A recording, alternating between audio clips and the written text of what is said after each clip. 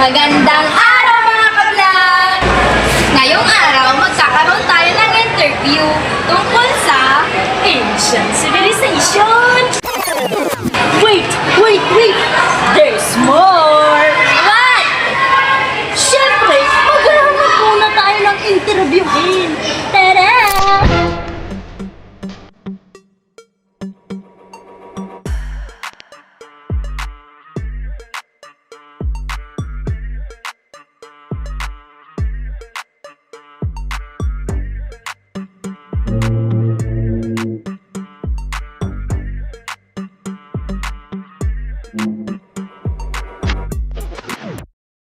Kami ang Kapetas Group! Imagine life without phone, electricity, or internet. How did ancient people survive? Hello everyone, today we will explore the scientific knowledge and technological practices of two ancient civilizations. To help us understand better, we interviewed two expert teachers. What scientific knowledge existed in the civilization? So, in the ancient civilization, there are scientific knowledge existed like in medicine, astronomy, mathematics, and agriculture. Just like in the mathematics, we have the number system.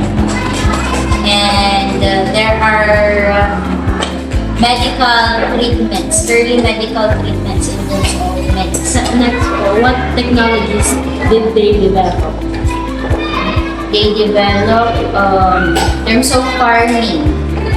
We have the irrigation systems also, writing systems. Diba you learned that? Then we also have the different transportation.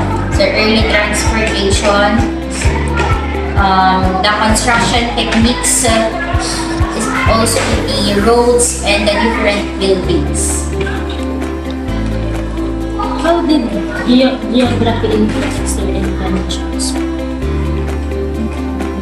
When we say geography, it shaped their needs. So civilizations near rivers created irrigation systems, the irrigation canals.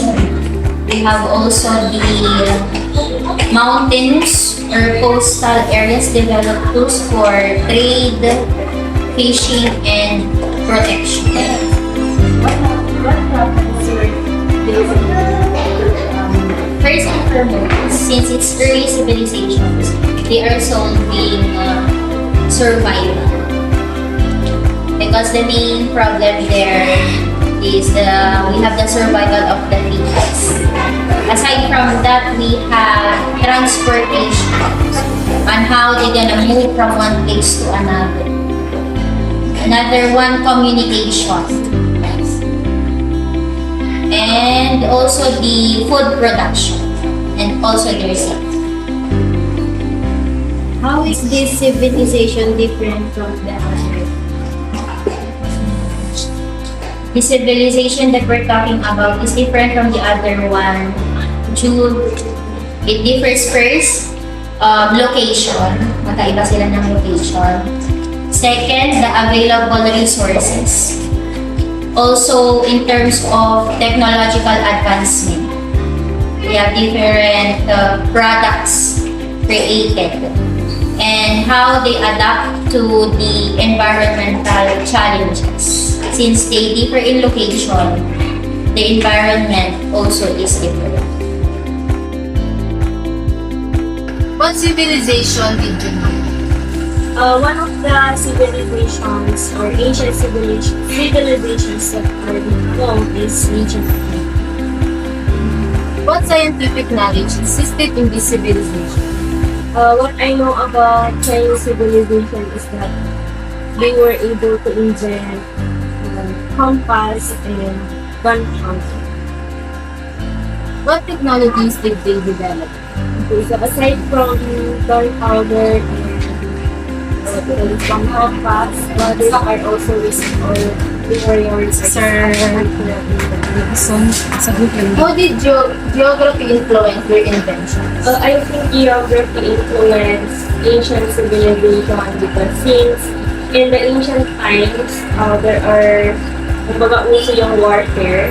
There are a lot of warfare and maybe conquering different nations. That's why they are able to develop these technologies such as gunpowder and compass so that they can cope and they can improve in technological. What problems were they solving? Okay, so like what I said earlier about warfare, so maybe the ancient civilization, the things that they are trying to solve is how to win the war and how to conquer lands and even how to independently develop their civilization, especially in agriculture as well. Last question. How is this civilization different from the other one? Well, maybe kung i-compare ko siya sa ibang civilizations, like, for example, sa British civilization. Sa British kasi, they are more on conquering. Their priority is to conquer, to widen what they call this one, territory. However, in China, instead of focusing on that, so maybe they are trying to defend their territories and what we call this one, tinatry nila na maging independent when it comes to developing their own civilization. So, maybe yung priority nila is inventions so that mag-improve sila and mag-improve. Kasi yung alam natin ngayon, di ba sa China, they are one of the advanced nations. Kaya siguro, yan yung naging priority nila in the industry. Technological development. So, yun lang. Thank you, Norm. Based on our interview, both civilization developed science to improve agriculture and daily life. However, they differed in their tools and purposes.